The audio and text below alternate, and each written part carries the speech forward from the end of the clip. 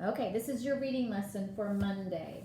So on Friday, I read this story, Once Upon a Baby Brother. And prior to that, I talked about figurative language. Figurative language puts a picture in your head. If you say something like I'm as hungry as a horse, or I'm tongue-tied, I can't think of anything to say, those are figures of speech. They put a picture to help the reader understand what's going on.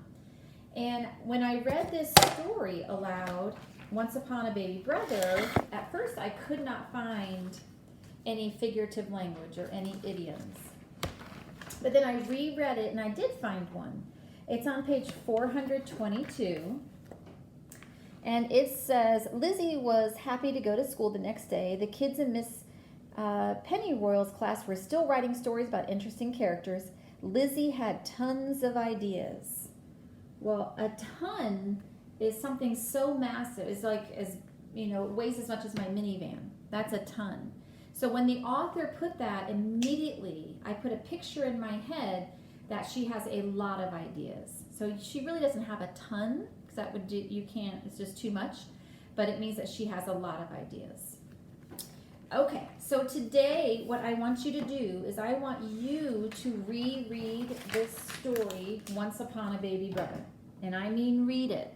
And I mean read it. Please read it. Please, please, please, please take your time and read it.